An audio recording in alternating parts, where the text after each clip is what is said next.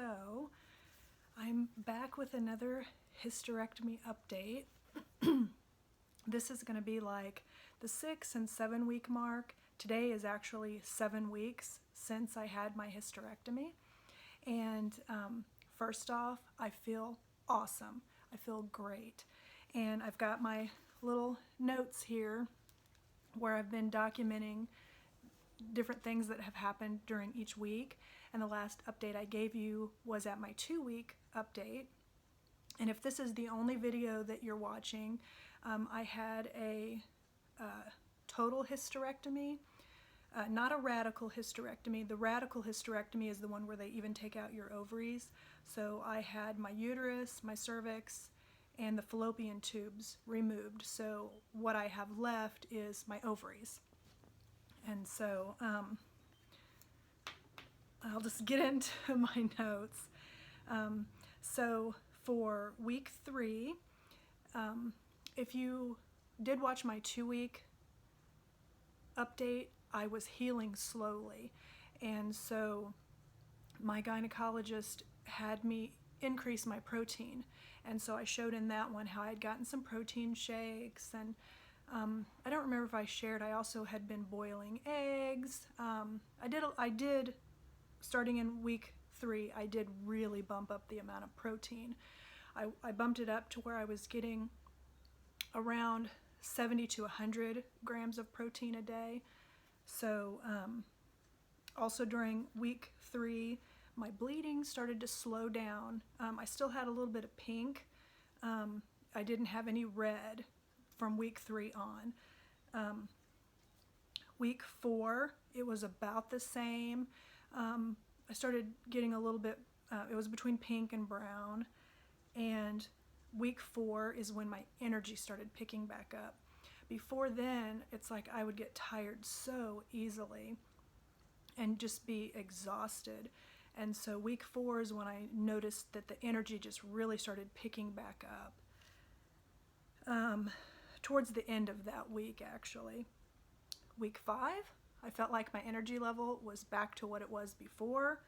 The bleeding pretty much stopped. And the last day that, or actually the first day where, and from then on, my surgery was November 4th. December 11th was the first day when I would use the restroom and I'd go to wipe.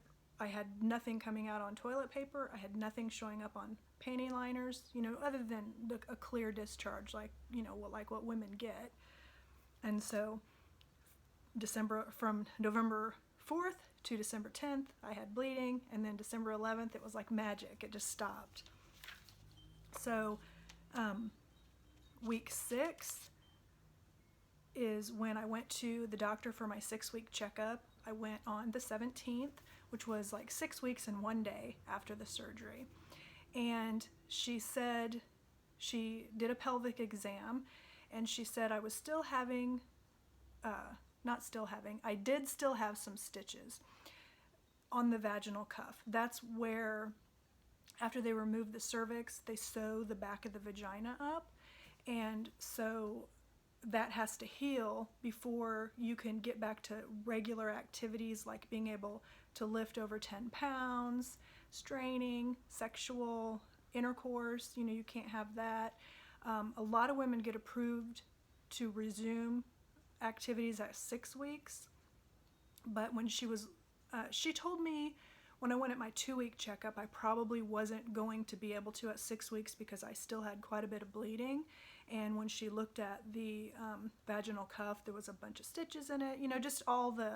She had a feeling that 6 weeks I wouldn't get approved, and she was right. So at 6 weeks, she actually, after my exam, said I had to wait another 4 weeks. So I'm actually going to be at 10 weeks before I can have sexual intercourse. But I did ask her some different things that I had been experiencing about. One is bowel movements. I feel like they're still not as regular as they were before I had my surgery. And there's been a couple of times where I have gotten constipated and I've had to take like Colace to help me. And one bowel movement I had was really pretty painful. And she said to keep doing what I'm doing because I've been drinking a lot of water.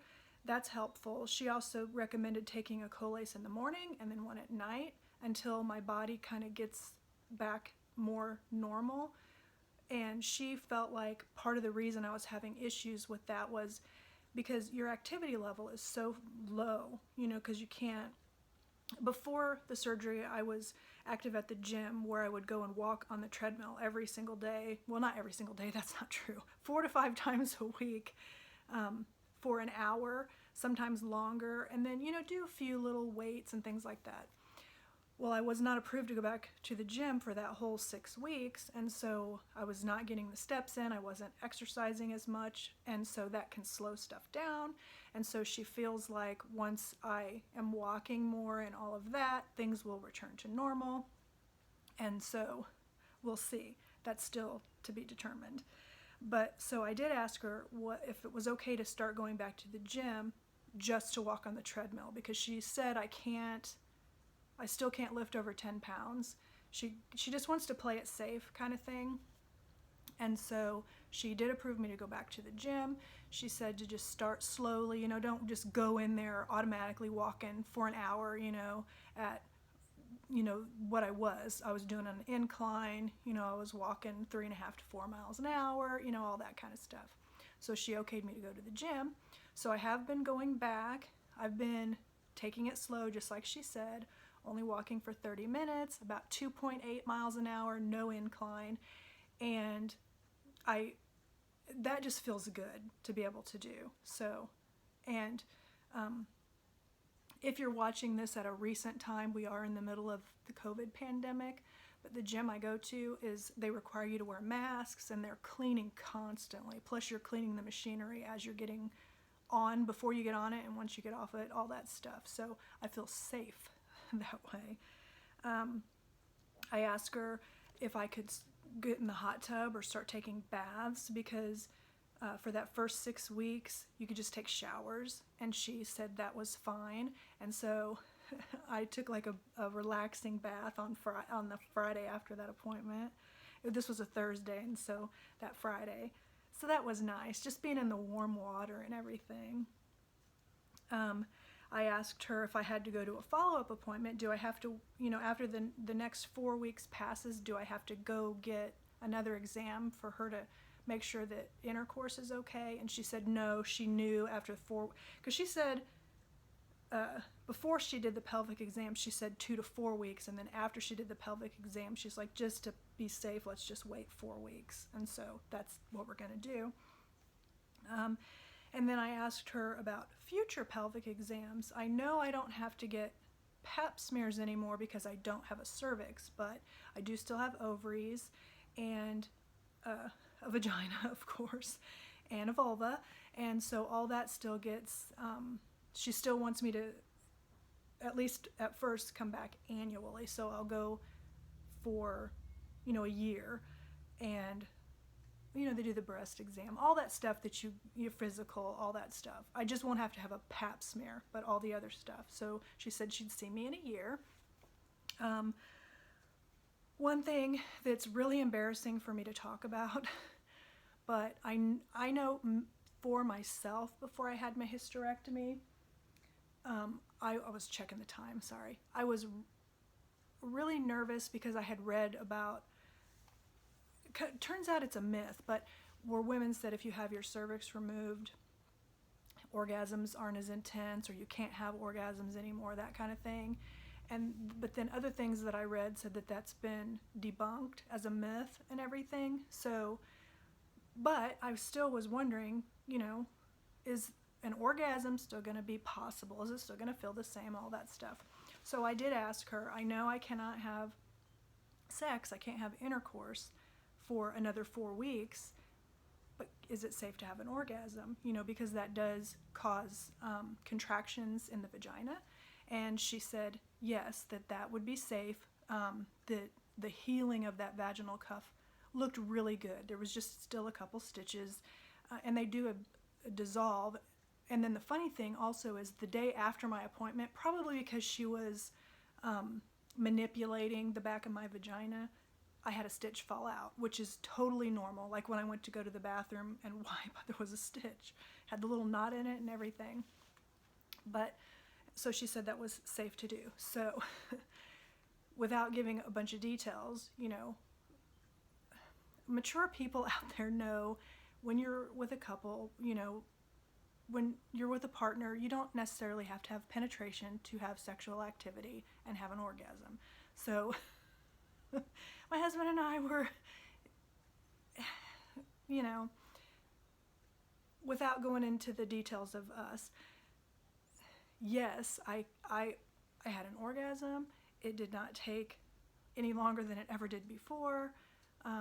It felt awesome after going 6 weeks without anything. And it was, as a matter of fact, it was better because I didn't have,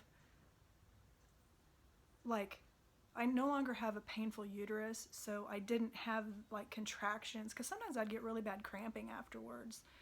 I didn't have that. It was just very good, very good, very nice. So, but I wanted to share that because I know it's something that women worry about. You know, is that gonna be impacted? For me personally, I feel like everything's normal. Everything feels the same. I kept my ovaries, so I'm, you know, I think that probably contributes to that.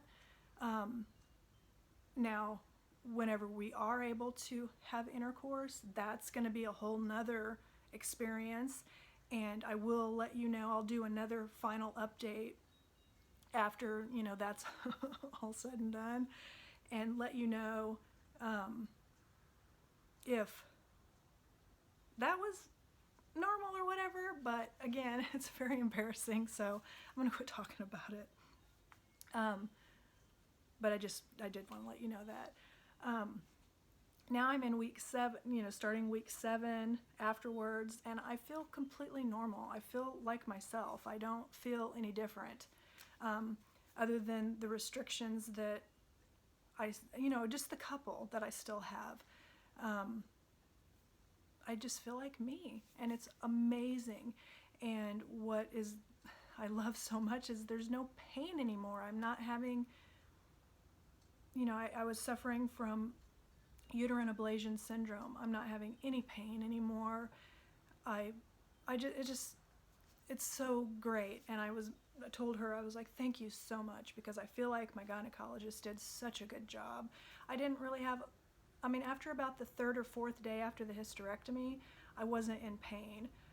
You know, there'd be twinges here and there, but for the most part, there was not pain. I felt really good, other than my energy level was way low, but now I feel so good. I feel so good, and I'm so happy, and I do not regret the hysterectomy. And my husband and I are going to celebrate. We're gonna, you know, because it's been many, many months of pain and not feeling normal and not ever knowing when I'm going to have a period. You know, I kept having them constantly. It felt like, I mean, I never had a 28-day cycle. It would always be sooner. And we both turned 50 this year. You know, there's been, for all of us, 2020's been a year of struggle in different ways for different people. So we have decided we're going to do a little staycation, and the day that I'm approved to be able to actually have intercourse again is January 15th. So I'm marking those days off on the calendar, and we are going to go to a hotel that's only about 45 minutes away. It's definitely a staycation, and make it a romantic weekend. So I have that to look forward to. But anyway, if you have any questions, you know, I'm not a doctor. I'm not an expert. I can just share my experience. But if you have questions about my experience, let me know, and I will answer them, and I'll always keep looking at the comments and everything. But that is the update for 6 and 7 weeks later, and I'm feeling great. And thank you so much, and be talking to you again in a month.